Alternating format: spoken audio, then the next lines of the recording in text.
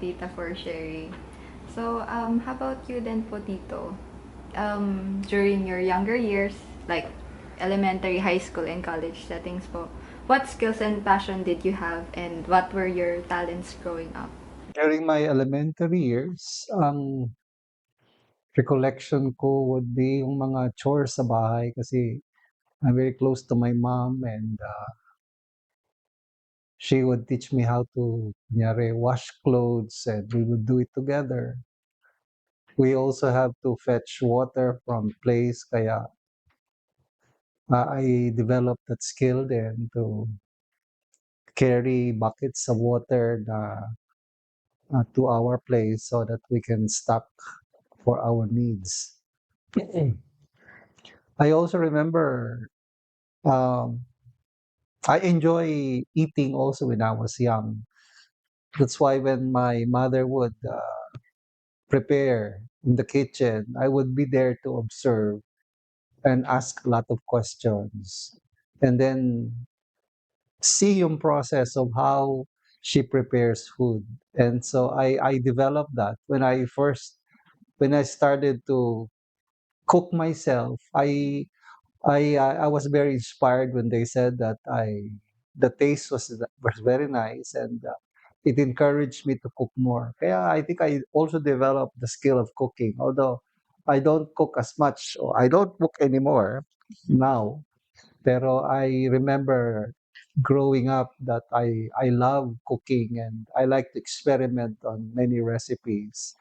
And I even had my own style of doing yung food preparations. Very, very typical na pambahay.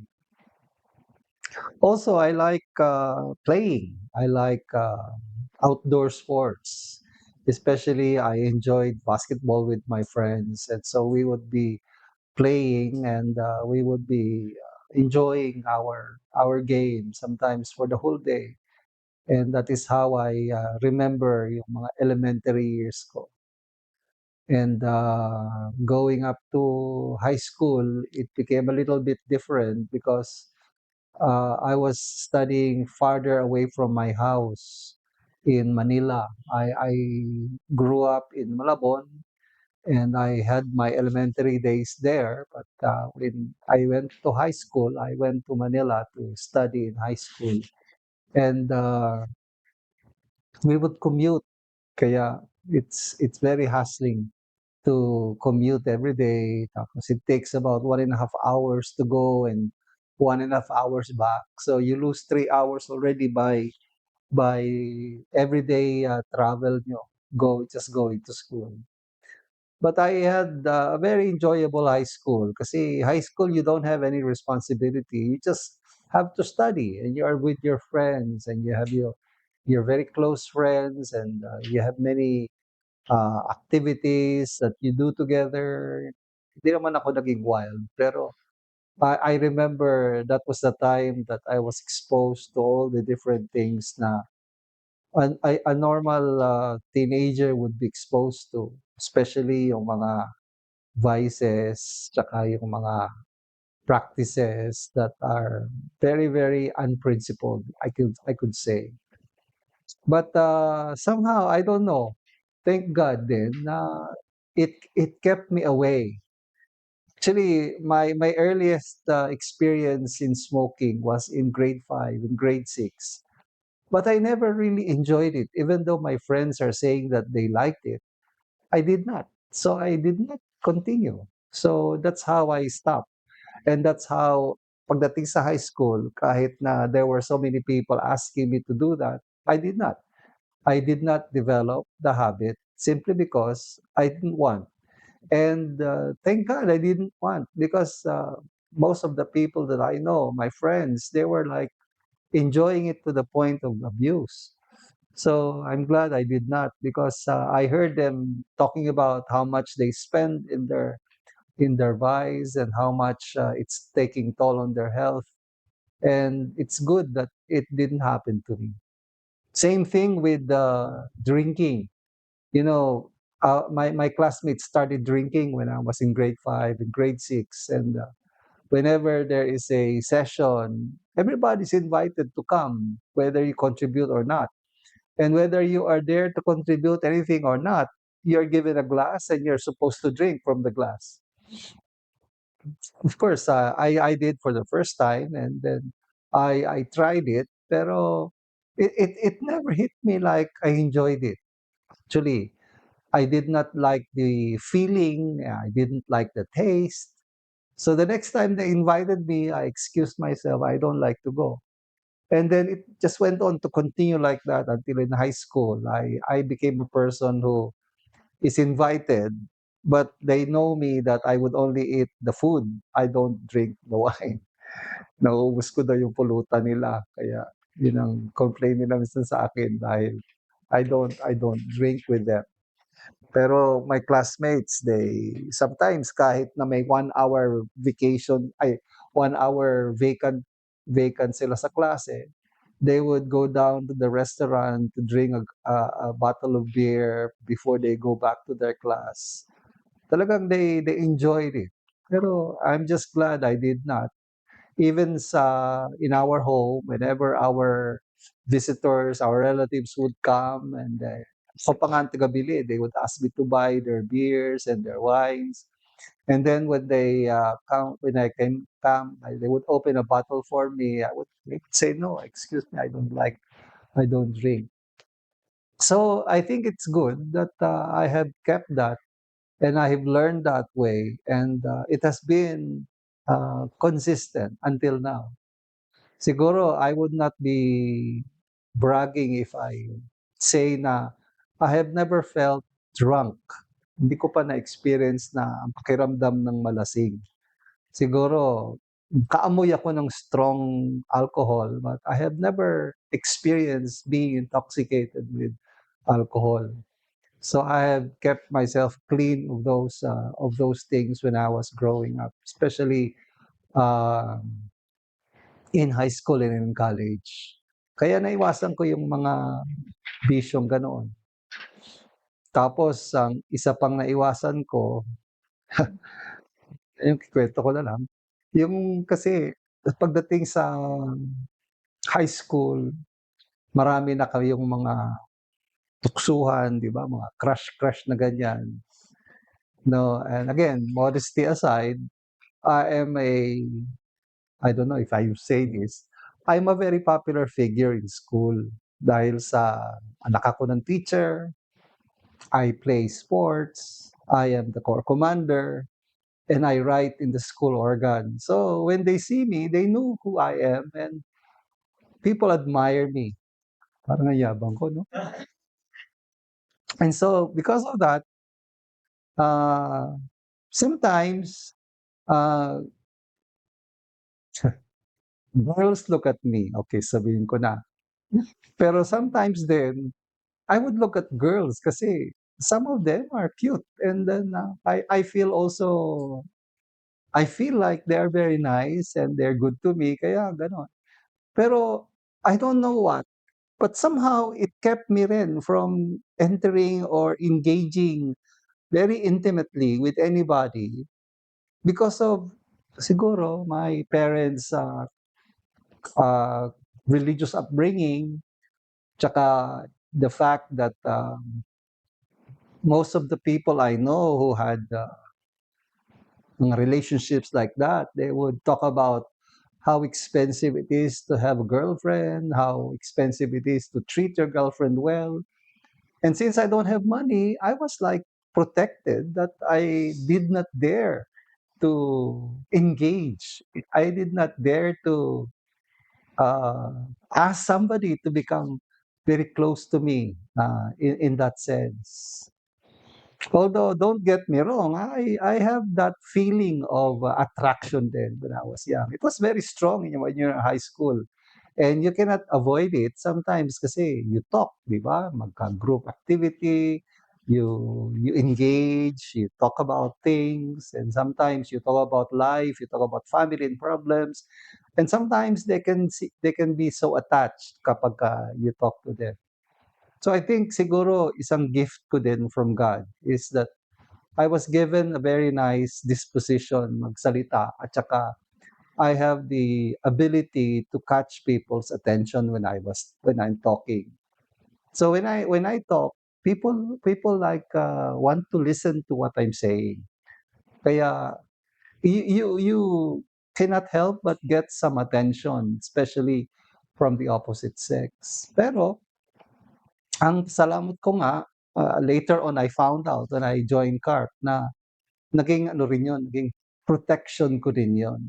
I did not I did not venture too much, or I did not involve myself too much, and I did not become involved in a very, very close relationship, especially while I was studying. And so I just kept my activities and developed my skills. Kaya naging better lang ako. Kaya nung pagdating ng fourth year, talagang everybody's like knowing who I am, even from yung mga first year, kilala nila ako kasi they would see me in the faculty room with my mother. They would see me in the school organ office. They would see me marching and commanding doon sa quadrangle dahil nasa platoon leader ako ng model. So they're quite con. I've been known to many people. And yun ang aking high school. And especially sa college, gano'n din, may mga ano ko, may mga, how do you call that? Hindi ko kinukuwento kay Diding ito, eh. May mga classmates ako nung high school na naging classmate ko rin nung Revelation. college. And yung isang classmate ko nung high school, sabi niya, from high school daw, ah, nahiya ako sabihin. From high school daw, I have been her crush daw since and then nung college na, she was parang suggesting that why don't we become like boyfriends and girlfriends.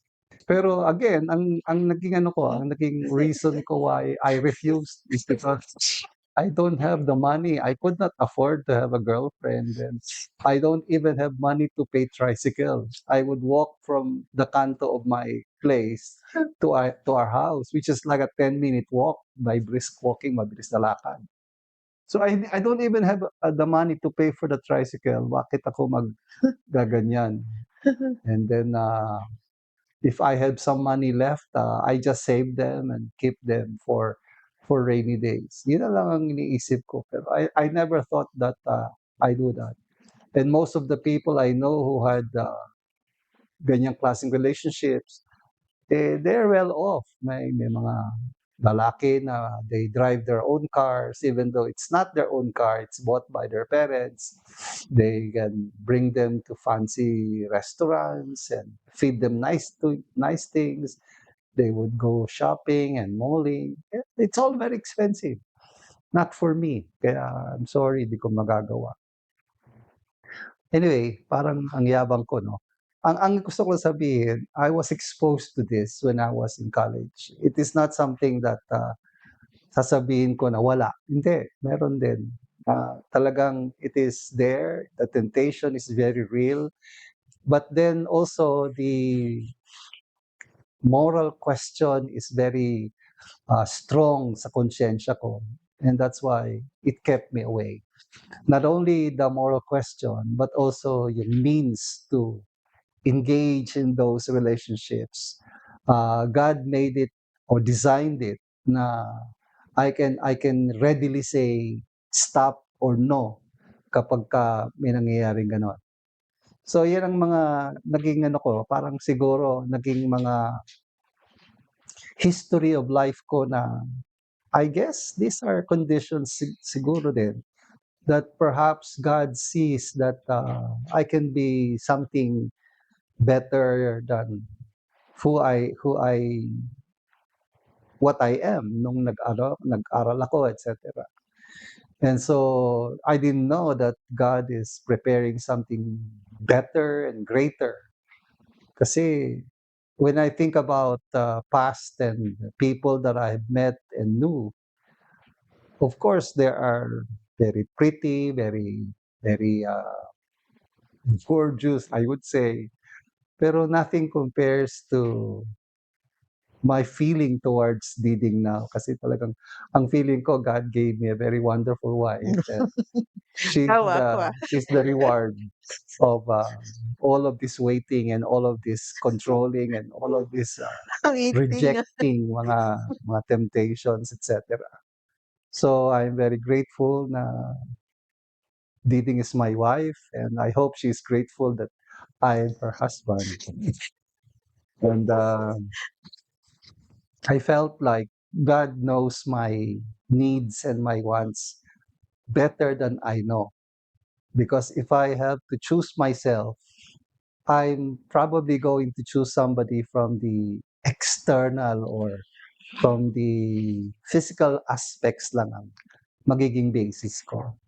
Pero I would not be able to see inside yung personalities and character. And the moment we started family, I realized that there's so much in a person that you don't know until you stay together, until you live with each other, until you solve problems together or face challenges together. Lumalabas talaga yung natural tendency, natural character, natural personality.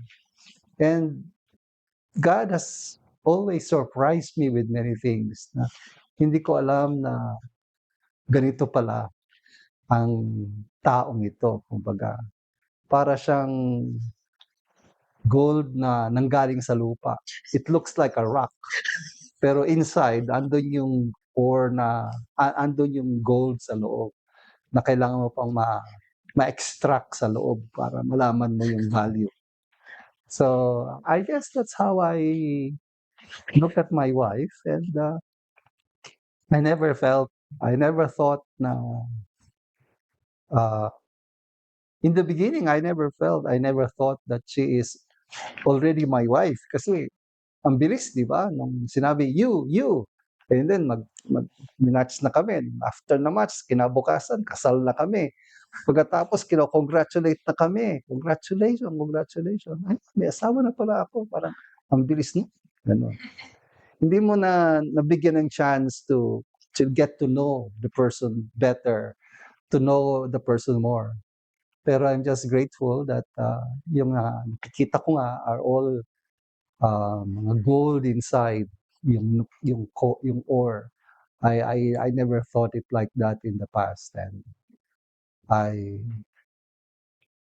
cannot imagine my life na being happy and being fulfilled kung hindi si Diding ang pangasawa ko. Kaya I'm just grateful na until now she has taken care of me and devoted to me. And ganun din ako. I would try to be the same. Anyway, so yun ang mga natutunan ko nung ano ko. Although I am not a very serious student when I was in college. I don't know why, pero pagdating ko ng fourth year when I met Carp, I was like observing the center and there are many students who are living in the center. And they don't care if they don't go to class. Basta they can attend the prayer meeting, they can attend the closing meeting. They don't mind if they miss class, for example, during the day because they're going to fundraise, they're going to do some activity in the headquarters. Ganun ang mga tendency nila eh. Parang ang pinaka-importante sa kanila yung center life nila, hindi yung studies. Ako naman, I did not stay in the center. Pero I was very supportive and I was very close to the members, brothers and sisters in the center. Kaya hindi ko sila kini-criticize. Kaya lang nagugulat ako sa kanila na parang hindi sila na seryoso mag-aral, ganon. Pero ako, I tried to fulfill my promise na I would finish. Kaya lang, when I became Carp, nabawasan din siguro ng kaunti yung aking, focus dun sa pag-aaral ko. Because, there was a time that I skipped one class, and that was the time when they told me that you're going to listen to your chapter 9 lecture. So please come here at this time and don't miss this. If you're going to miss this, you're going to miss your whole life, sabi nila sa akin. So nag-absent ako ng klase ko. So gano'n, nagkakaroon ako ng mga gano'ng mga instances. Tapos may mga activities na sometimes I have to go on a weekend, pero kunyari may activity rin ang CARP sa weekend, I would choose the CARP activity. Kaya sometimes nami-miss ko yung mga school activities for that. But, I tried my best to ang regret ko lang doon is that nung pagpasok ko ng college, I wanted to show my dad na hindi siya manghihinayang na pinag-aaral ako dahil I studied hard, I worked very hard. I did siguro until mga around 4th year when I became CARP, I became very involved that I missed some of my activities and, I did not, perform as well. I could not impress my dad so much. I think yun din siguro ang dahilan kung bakit my father allowed me na there's no point of pushing him to do something he does not like. Kasi he looks like very determined even from his 4th year.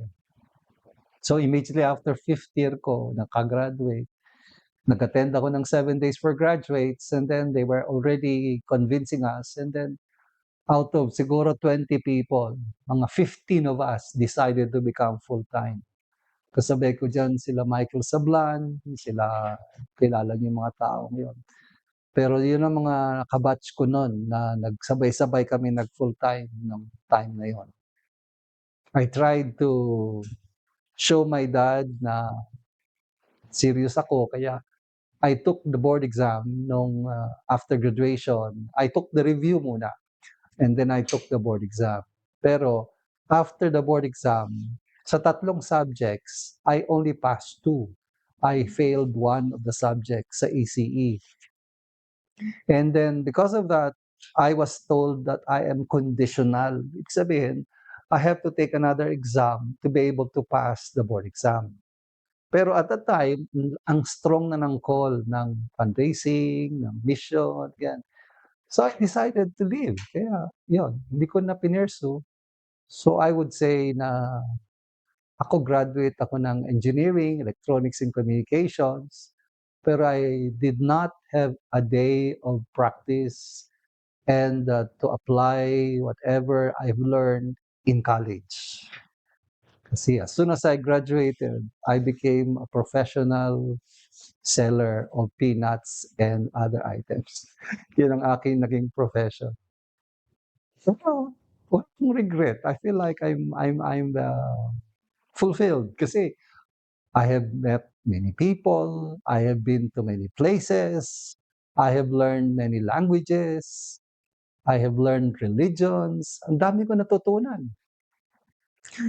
And if I did not become a full-time, I don't think I can do that.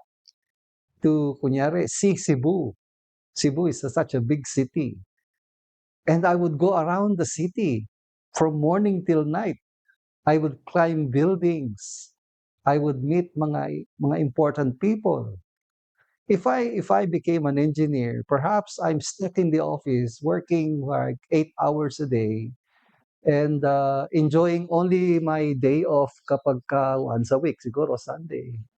Pero what are the chances that makakaroon ako ng travel experience, magkakaroon ako ng mga meeting important people experience, sana ako magkakaroon ng mga experience na kunyari attending conferences sa mga hotel.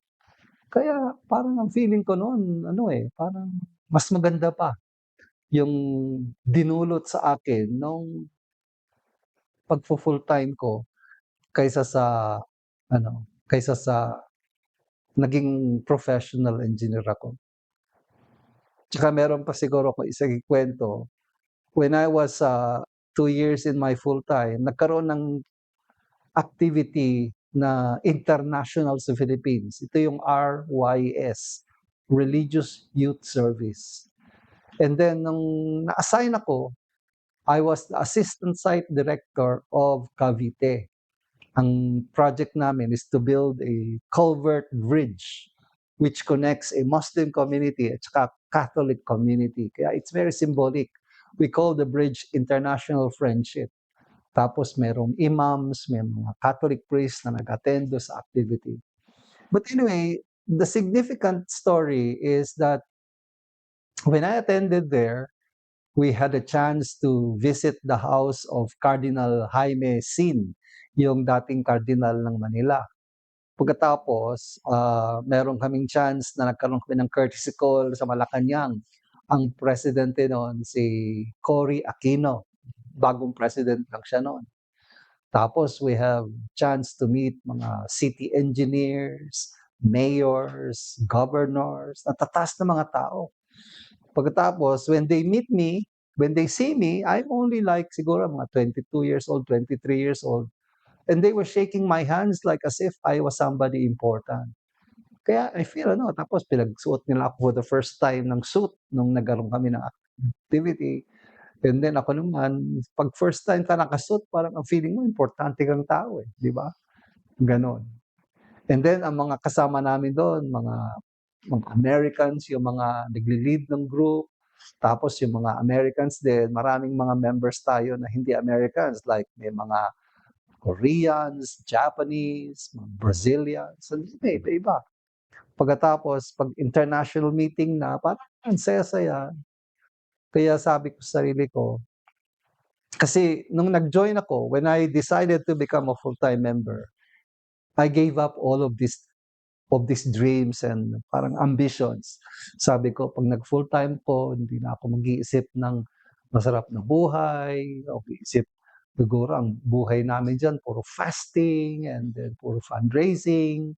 Hindi na ako mag-iisip ng, kasi ambisyon ko noon, mag-travel, magpunta sa iba-ibang bansa, makakita ng iba-ibang mga grupo ng tao, kultura, etc. Pero kung ano yung sinabi ko, hindi ko na hahanapin, at hindi ko na aambisyonan ka nga natin. Yun yung mga natanggap ko. No, nung after nung na-assign ako sa Cebu, kikwento ko lang, na-assign ako sa coordination ng Mr. and Miss University. Ang nanalo is si Borromeo from Cebu. And nung nag-join sa Manila para compete sa national, nanalo ulit siya. Pagkatapos, nung nagpunta ng Japan para mag-compete siya sa MMU, nanalo siya ng international. Ang price niya is a world tour, pero kailangan meron siyang traveling companion na CARP member. Sino yun? Ako yung nag-coordinate sa Cebu. Kaya I did not win any contest. I did not have any beauty pageant experience. Pero ako yung nabigyan ng prize na mag-travel with him. Kaya sabi ko, totoo ba ito? When I was already sitting on the plane, napakaganda ng service. Pinapakain ka, bibigyan ka ng earphone para makinig ka ng music, manood ka ng movie. Kaganda naman ng buhay dito. Pagbaba mo, merong sasalubong sa'yo sa airport, dadaling ka sa hotel, tapos kakamustahin ka kung okay ka ba. Parang, itong buhay na to, sinasabi ko sa sarili ko. So, na-realize ko nga na kung give up mo yung mga mahalagang bagay sa'yo, sa buhay mo, if you gave up the most important things that you dream of, that you hope for in life, for the sake of God, for the sake of true parents, parang hindi niya kakalimutan yon and ibabalik niya yun sa'yo. And pag binalik niya yun sa'yo, it would be even on a greater scale na you could not imagine how you're overwhelmed by yung parang grace na bumagsak sa'yo. So this is really, again, my feeling na confidence ko sa buhay. Kaya pagka ako meron akong pinagdadaanan, meron akong mga kailangan i-sacrifice o kailangan i-give up sa buhay ko, alam ko meron din siyang kapalit kapag mas malaki yung ininvest ko doon sa pagsasacrifice na yon. So that's why I'm not afraid about the future, see, or I'm not afraid about the present kung may mga difficulties or problems kasi I know that these are only preparations for greater blessing. If your hands could carry like 5 kilos and God wants to give you 10 kilos, anong gagawin mo? You have to strengthen your arm first. Kaya kailangan bit ka muna ng mabigat para pag bumagsak na sa yung 10 kilos, kaya mong hawakan. Eh kaso kung hanggang 5 kilos ka lang, tapos gusto mo kagad tumanggap ng blessing, tapos binigyan ka ng 5 kilos, good. Pero pagka pinadaan ka sa mga challenges, lumakas ka because of that, then you could carry more load of blessing, parang which is a burden, of course, pag mas mabigat, pero mas masaya kasi mas malaki, mas marami yun. Sabihin, mas malaki yung benefit sa iyo. So, yun ang parang isa sa mga testimonies na lagi ko sinasabi na yung mga ayoko ng ambisyonan, yung mga ayoko ng pangarapin, ayoko ng makuha, kahit gusto ko pang makuha, pero give up ko na, yun din ang mga binigay sa akin pabalik na experiences na kasi kahit na ang title ko sa pamilya missionary, pero my experience is better than many of my professional siblings. Kasi may kapatid akong doktor, may kapatid akong engineer, may kapatid akong professor, officer ng DepEd ba? Ng CHED. Kaya pero hindi sila nakapag-travel na katulad ng na-travel ko, hindi sila nakapag-meet sa maraming mga tao na katulad ko, hindi sila nakasalamuha yung mga taong importante. Nung nakaraang ewan ko kung nandito na sa church nung persecution during the time of the blessing noon, na-persecute ang movement. Ang dami naming mga taong kausap noon na hindi ordinaryo. I had a rare opportunity to personally meet si Juan Ponce Enrile, for example. Mga generals na mga respetadong mga pangalan sa AFP. May mga tao na kinikilalang mga governors, mga congressmen. So we met these people. And I was representing yung Family Federation. Pero they look at me like I was somebody, kahit na I'm not anybody. Parang binigay sa akin ni God yung ganong experience, siguro, to make me realize na hindi nasayang yung aking choice and decision to become a full-time member, to give up my education, or at least yung chances of professional life, a comfortable life. Hindi niya pinaramdam sa akin na dapat ako manghinayang. Meron pa ring konti, pero hindi ako talaga nagre-regret sa nangyari. Na-meet ko si True Parents, na-meet ko si True Mother, na-meet ko si Diding, kaya walang regret. Kaya I'm just very grateful. Kaya I hope I can continue to be grateful hanggang sa katapusan para happy. Pag grateful ka, happy ka eh. Pag hindi ka grateful, parang kahit nakangiti ka, hindi ka happy. Parang nagpapanggap ka lang happy. So, nasa track pa ba yung sinasabi ko? Sa question mo? Okay. So anyway, yun ang aking parang mga natutunan nung elementary, high school, and college. And even after college, ang feeling ko patuloy pa rin yung natin, parang training na marami pa ring mga pinagdadaanan. Pero na-overwhelm lang ako sa mga rewards tsaka mga grasyang bumaba sa buhay ko na hindi ko ine-expect tsaka hindi ko rin inaasahan na gano'ng karami, gano'ng kalaki.